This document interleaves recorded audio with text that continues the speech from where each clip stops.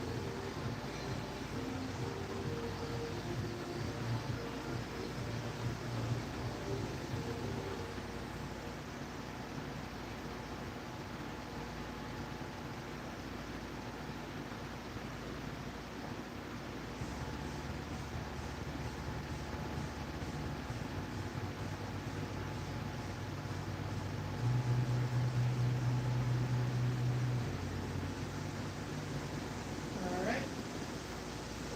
Well, let's see if that loads or not. For now, we'll go ahead and welcome the Buddhas. Uh, Actually, never mind. Looks like it's coming up.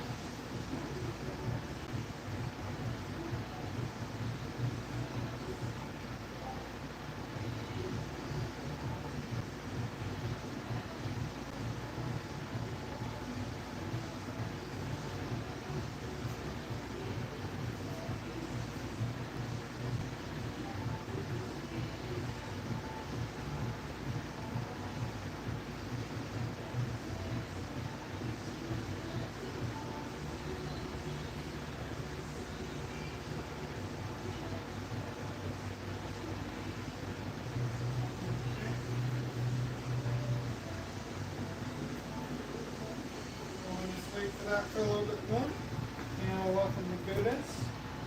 We respectfully welcome Amida Buddha to our temple as we scatter flowers of joy. We respectfully welcome the Buddhas of all times and places to our temple as we scatter flowers of joy.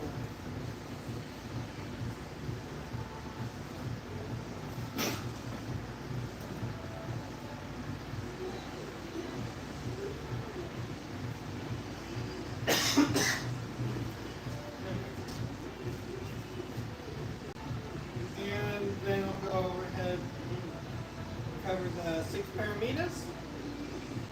Giving. May I be generous and helpful. Guidance. May I be guided by the Buddha's precepts. Tolerance. May I regard the mistakes of others with sympathy. Perseverance. May I do my best in all things. Meditation. May I reflect deeply on my life through the Buddha's teachings. And insight. May I understand the meaning of Nama Amida Butsu.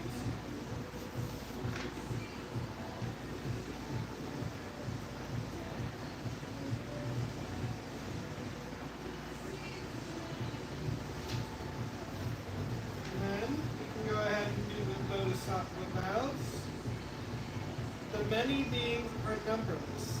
I vow to save them. Greed, hatred, and ignorance rise endlessly. I vow to abandon them. Dharma gates are countless. I vow to wait to them. Buddha's way is unsurpassed. I vow to embody it fully.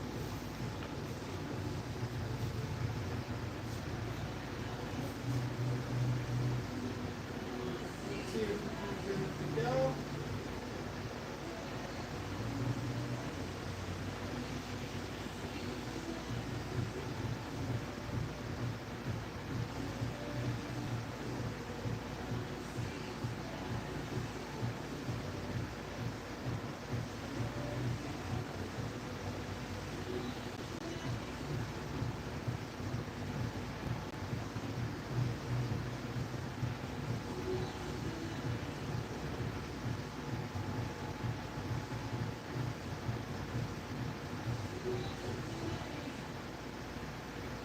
I guess that's not for today.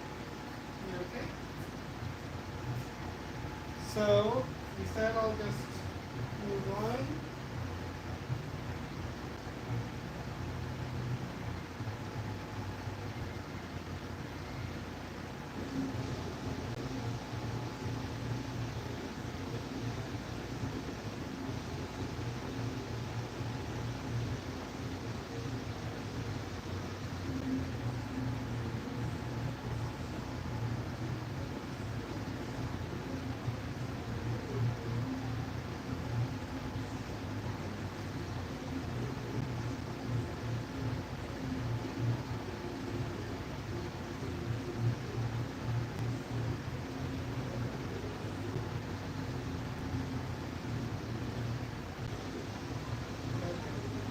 Well, I'm just going to do the service then.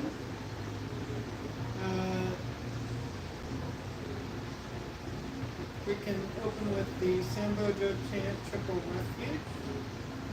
Buddham Saranam Gacchami, Dhammam Saranam Gacchami, Sangham Saranam Gacchami. Welcome to the Sangha, and I would like to invite everyone to center into breath and presence. Today we are continuing the Noble Eightfold Path. Last week was right view. Today we walk with right intention. Right intention is the second step of the Noble Eightfold Path. If right view is how we see, then right intention is how we respond I want to to the thank good. everybody for coming. This means a lot to me, and I'm doing what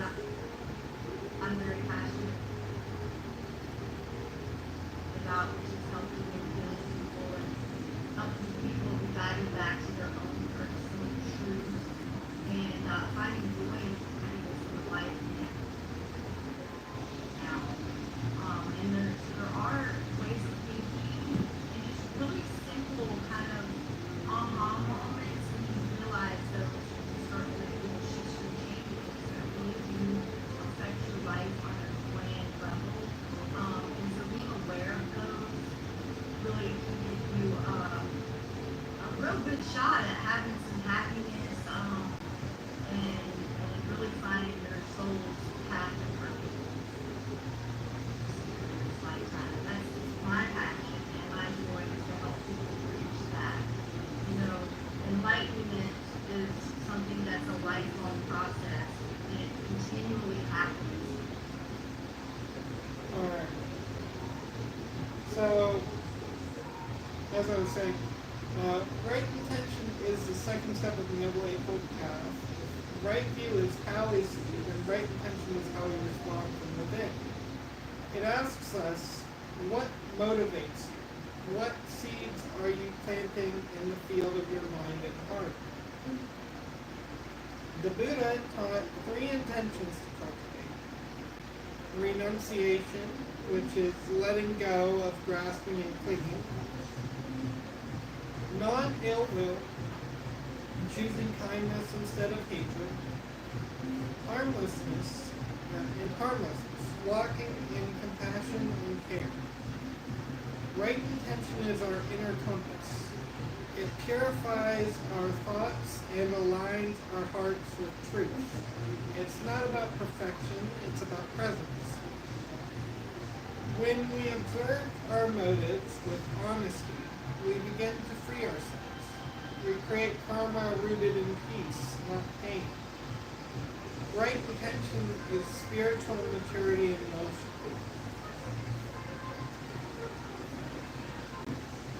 Okay? And with that, I'm going to go ahead and get us ready for meditation. Let's hope this one works.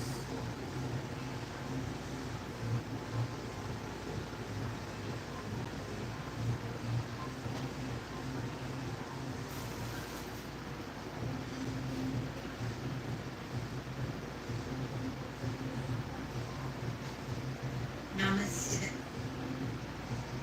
Hey.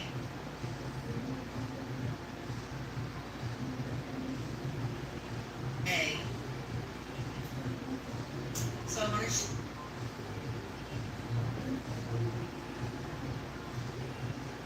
there's something with you that can help you during meditations, breath work.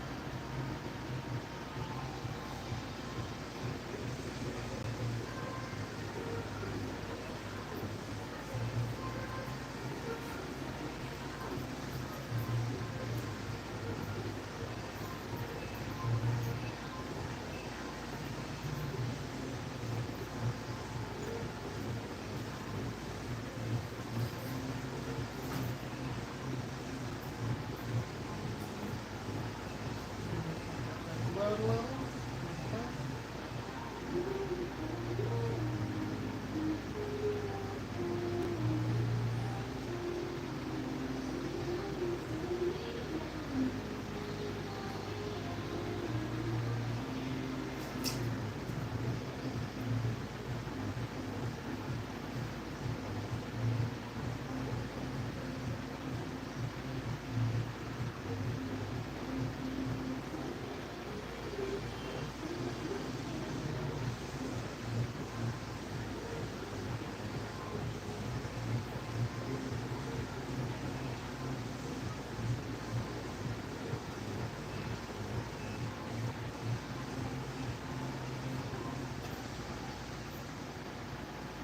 Okay, well, we'll just have to chant it ourselves. This is just a little chant to help with, getting more in touch with our higher selves and our higher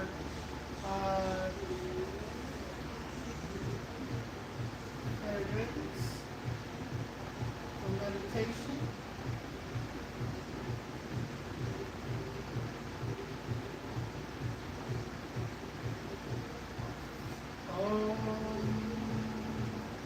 Yogena Tasha Yogena Vatra Param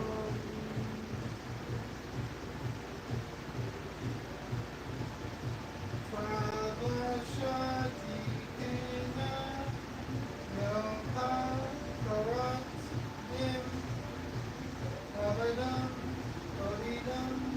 Petangelium. No. Right? Just pull this on.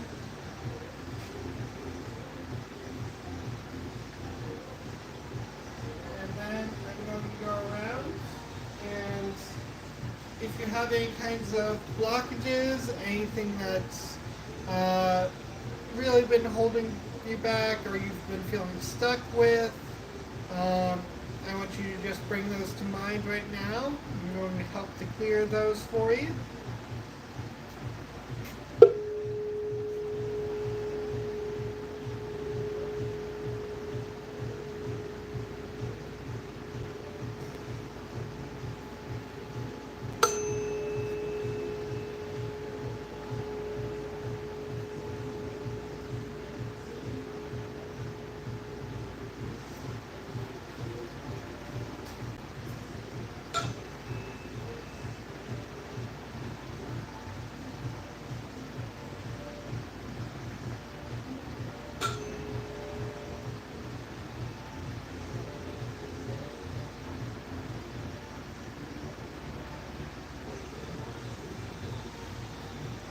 Okay.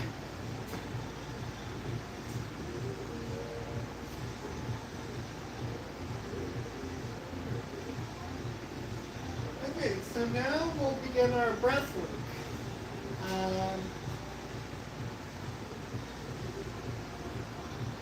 So as you inhale gently, I soften my thoughts, and exhale slowly. I align with love. Inhale awareness, exhale peace. Now, if you don't know, we practice the infinity breath, which is, it starts out with lower loop. We breathe out all that stale energy inside of us, and then we hold in our center, and then we breathe in through our nose. That bright cosmic creator light that's all around us. And then we hold once more in our center. And then we repeat. This time we just circulate that energy through us. Okay?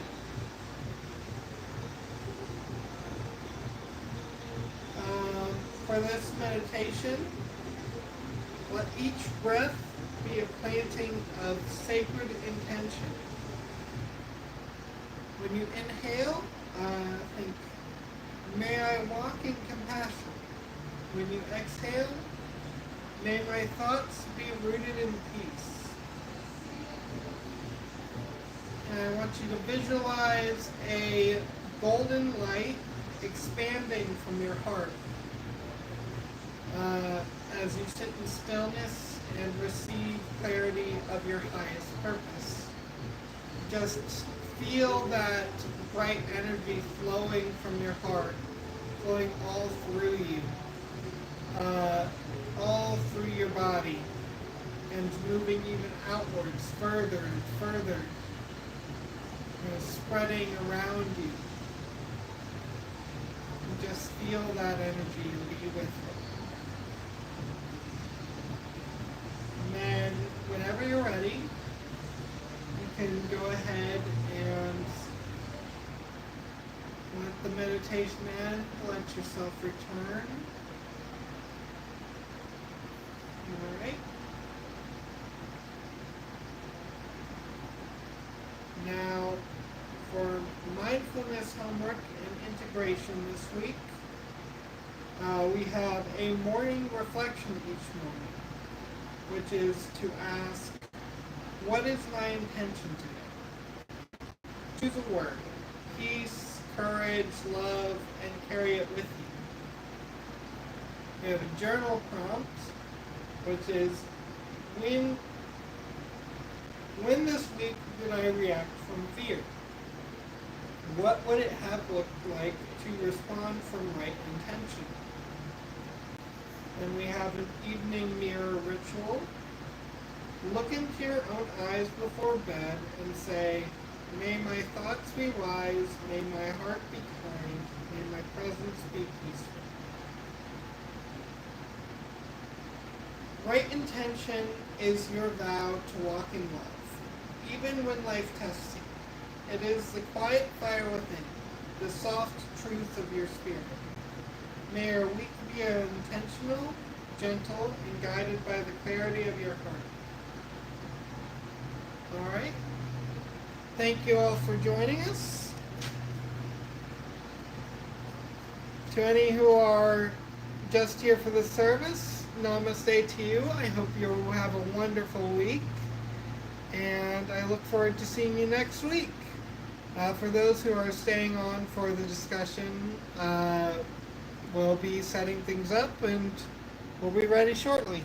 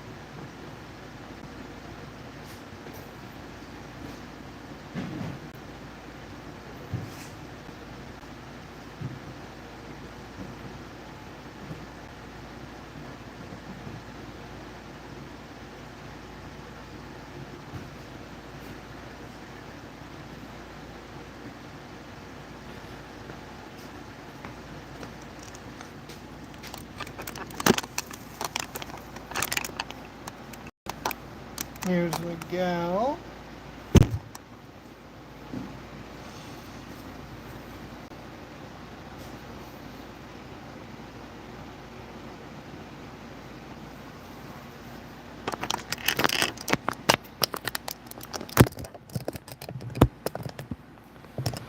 Alright. Testing. Alright, works.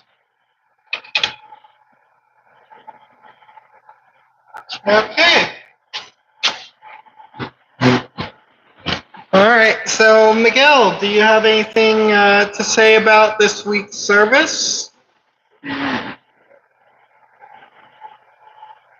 can't really think of anything at the moment, honestly. Yeah. Well, today's service was all about right intention. It's important to move with right intention, even if your intentions don't always go as planned.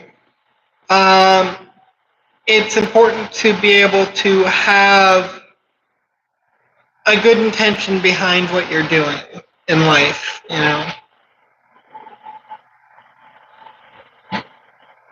Yeah, I mean, it's, obviously it's good. I mean, you could be doing something good for the wrong reasons, and that happens all the time.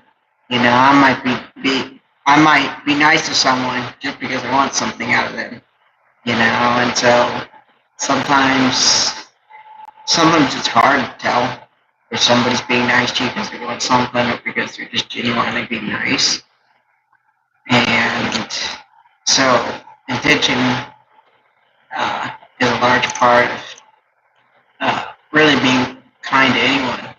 Otherwise, if I do it just to expect something out of somebody, then essentially makes the kindness null and void.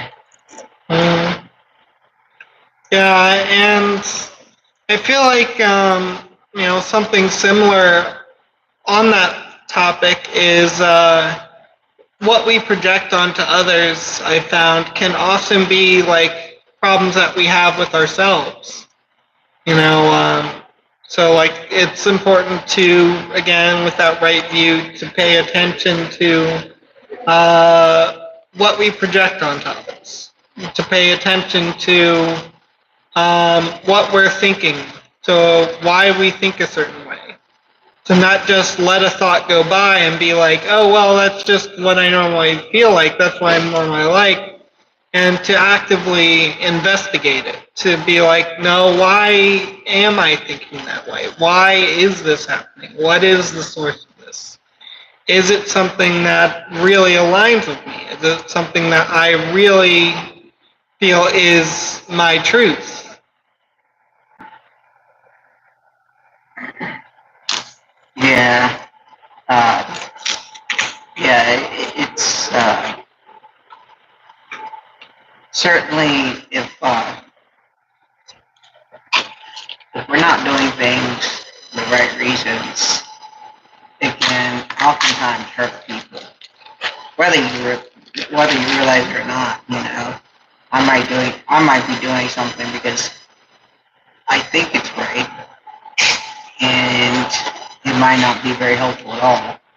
So sometimes even when we have good intentions, it still can sometimes backfire on us.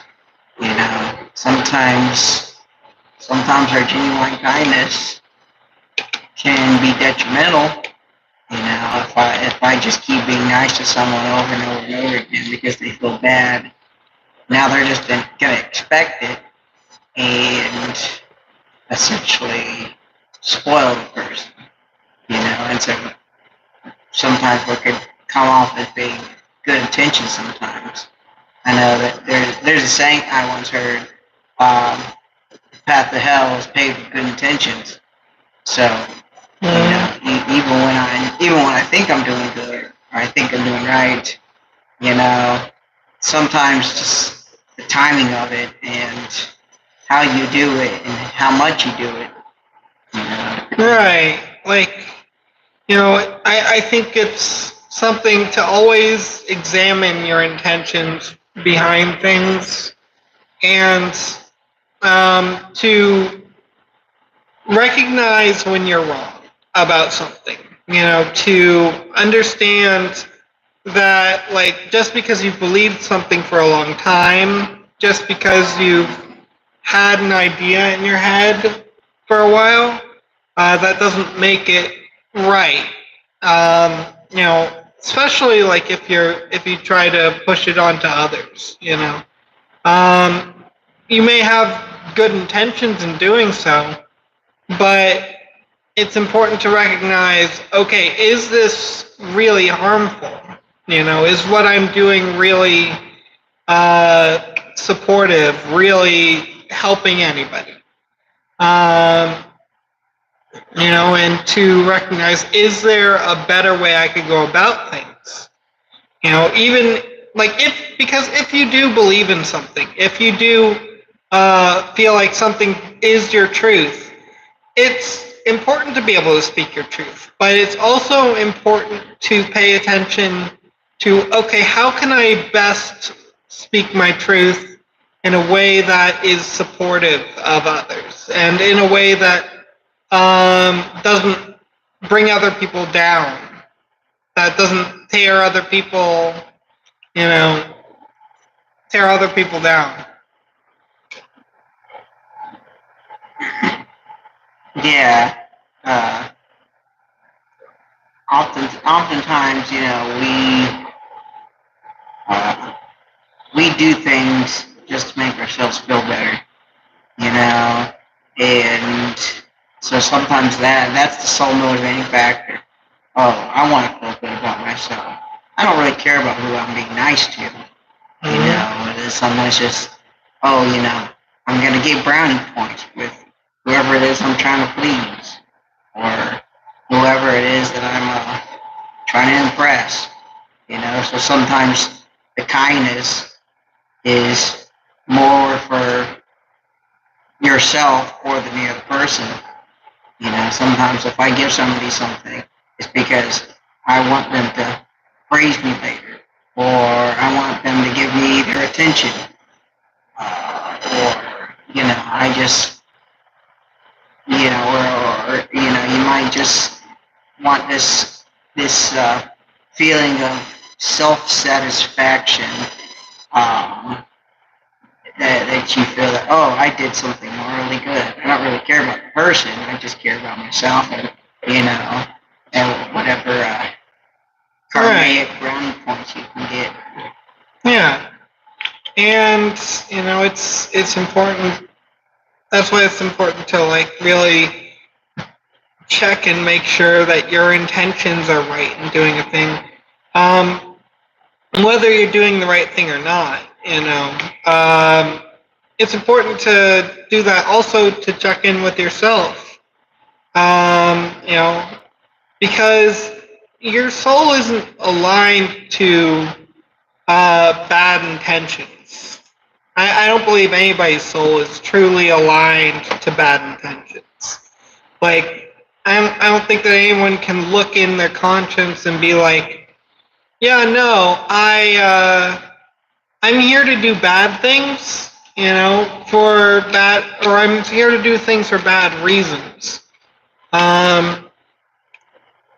Like maybe some people have like mental issues or like they have trouble with empathy or other things, but there are ways that they can work on that and, work towards discovering like who they truly are within,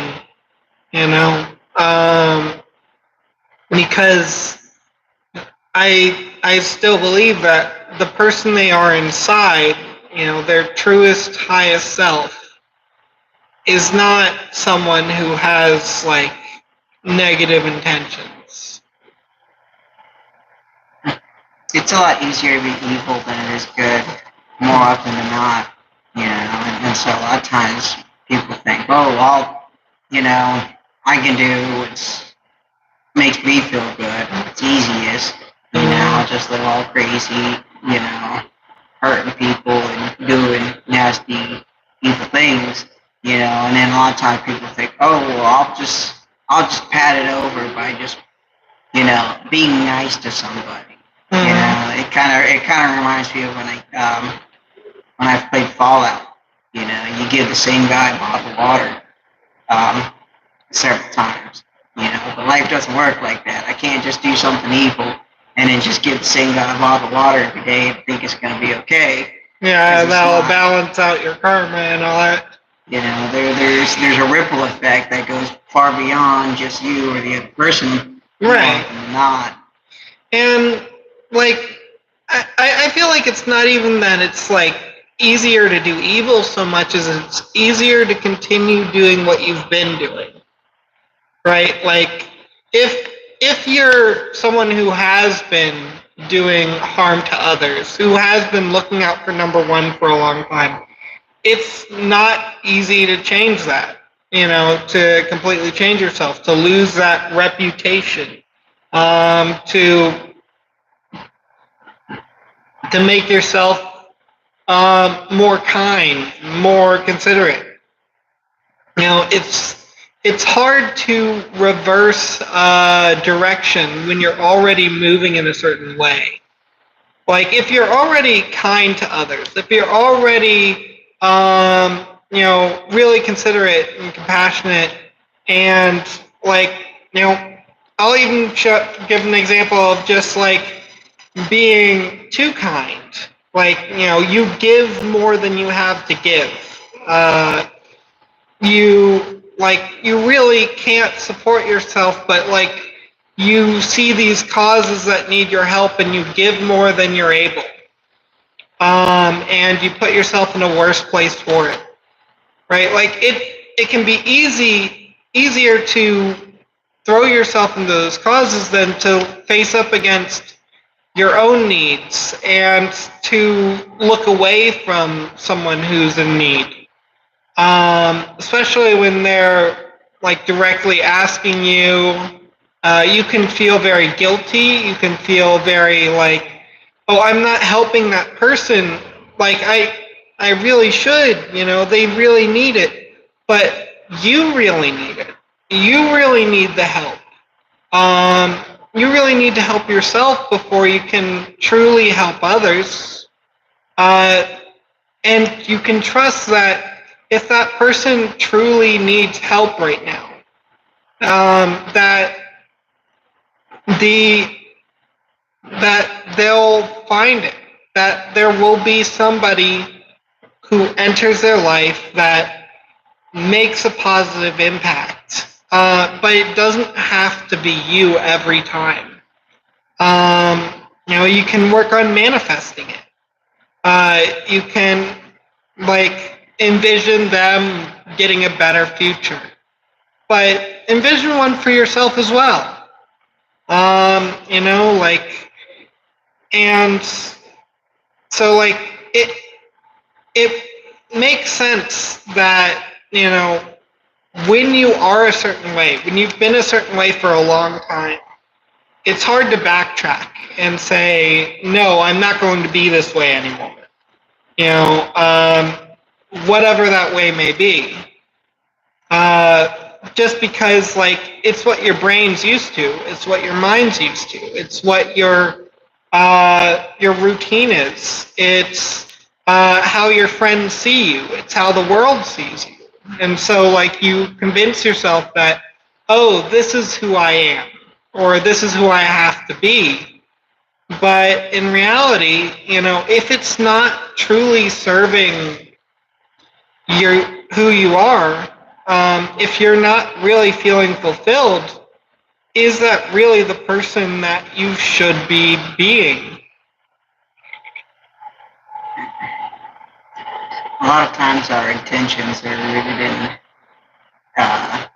carnal animal behaviors. We go by our instincts, and do whatever is just the natural flow of biology.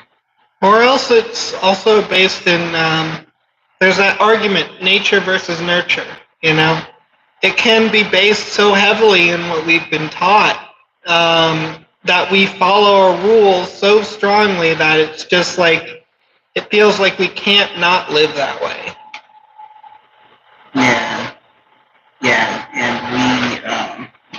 And so a lot of times, we'll just go off of reflex, off of instinct, whatever feels good to us in the moment, the instant gratification, and more often than not, that in the now, instant gratification is one of the worst things you can do, because more often than not, it causes long-term effects that we may or may not always be able to see, or sometimes we know it and just don't care. Mm-hmm. So.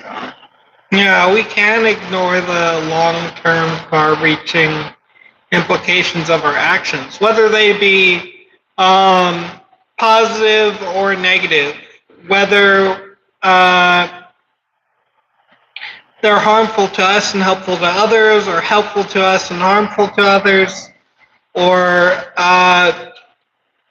whether like they're both harmful to us and harmful to others. Sometimes we can justify things like helping out a friend who we're enabling them, but they're our friends, so like we want to help them. We want them to feel good. We want them to feel like we support them.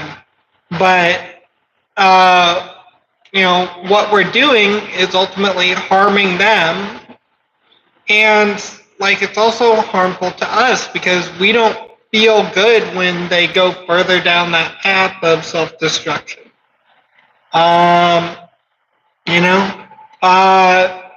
Peer pressure is one of those things. Like, it's harmful to self and it's harmful to others. Like they're pushed further down that road of like they pressure people into doing things. They're reinforced in that behavior that they should be able to push their values and their ideas onto other people, and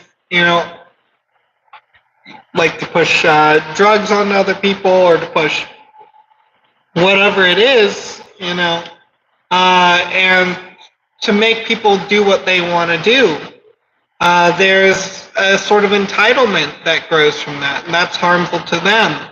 But it's also harmful to the person who's peer pressured. They're pressured into doing something they don't want to do, and it may become something that's a long-term habit that isn't really who they are. It's not true to them.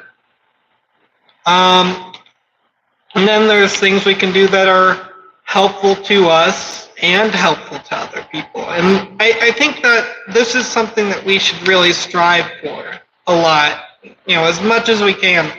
When we find an opportunity to have a win-win situation, to have something that is beneficial to others and beneficial to ourselves. Yeah, a lot of times that's hard. Right. Sometimes we do things that are good for others, and we foolishly and recklessly do it even at the expense of ourselves. Like a father who might be down on his luck, and so he decides, okay, I'm gonna steal something, and then ends up getting arrested. Just all these little things that seem good at the moment. It's a lot of times it's a trade-off. Okay, I'll hurt this person to help this person. Right. And like an example I can give that's happened to someone I know is they had a husband who he stole something, and he was getting away, and he was on his motorcycle. He got in a terrible accident, and now he has been brain dead for over a week. His fingers have gotten to the point where the doctors say they're just going to fall off on their own, his fingers and his toes. And, sometimes you gotta recognize when something's not worth it. I know that we can all be driven to desperate straits, but it's important to keep perspective and to recognize what is important, what does matter. Where are we causing ourselves more harm than good? And when is it appropriate to sacrifice? When are we in a place where we have abundance and we're able to give, to support others in a way that others can't? And versus where is a scenario where we don't have enough to be able to support others. And so we need to be supportive of ourselves in that moment, and to be able to say no if people come to us asking for charity, because we need to support ourselves first before we can give truly. We have to ensure that we have something to give. Well, sometimes unconditional kindness is all you really need. Sometimes when you realize, if I'm nice to somebody, it's not always, about what I have and what I don't have. Because oftentimes,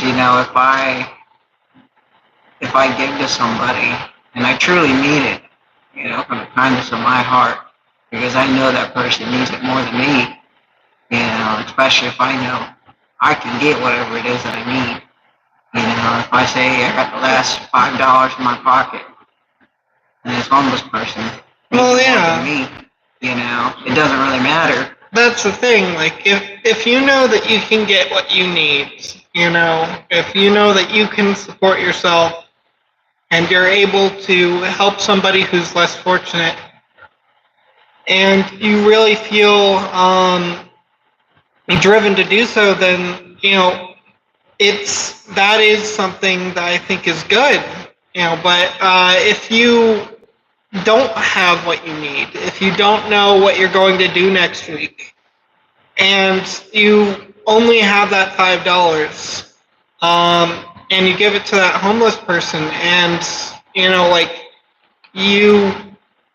you're unable to support yourself after that, you start to starve and to fall apart, that helping that homeless person, as good as it was, it still destroys you. Like it's important to know when to give. It's important to know, you know, when it's too much, right? Like when you're not honoring yourself. Um, and that's not something to be unkind to people who need support. Like it's just something that there needs to be a balance in life. Uh, you know, uh, and when your life is out of balance, you're not really able to live properly. You know, like it causes problems, both physical, mental, emotional, spiritual. Like when you're out of balance, you know, the issues pile up. So it's important to find that balance. You know, make sure that your intentions are good, but that while they are good, they're not harming you more than you can handle. You know, that you're not becoming a martyr.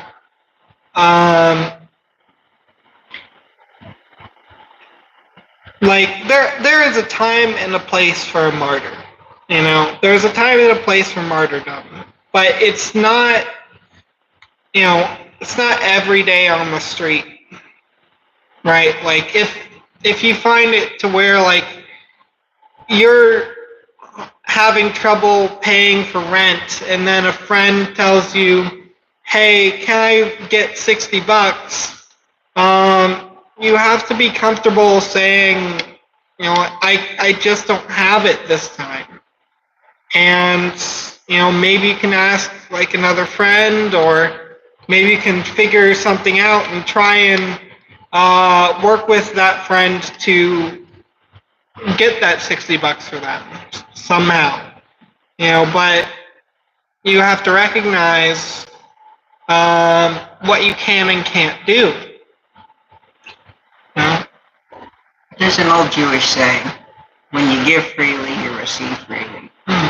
And, you know, so for example, if I was to hold my watch in my hand, and if I was to grasp it real tightly, sure, no one's going to be able to take it out, but no one's going to be able to put anything in. Right.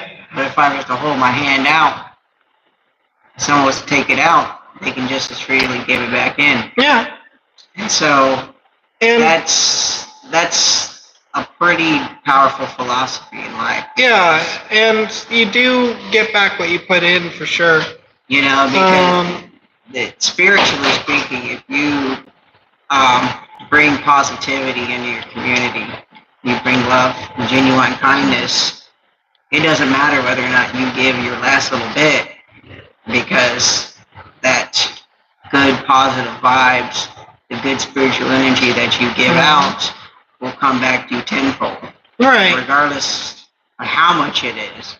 Yeah. Know? And so, proportionally speaking, you say a rich man puts $100 in the tithing tin, and then a poor woman who only has $5 in her wallet, she brings that $5, and proportionally she gave way more than those rich men, because she gave every bit of it she had. But then that man who was rich, and even though yes, it was financially substantially much more than she ever did, proportionally it wasn't. Right. So, I feel like definitely in that scenario, the rich man should give more. You know,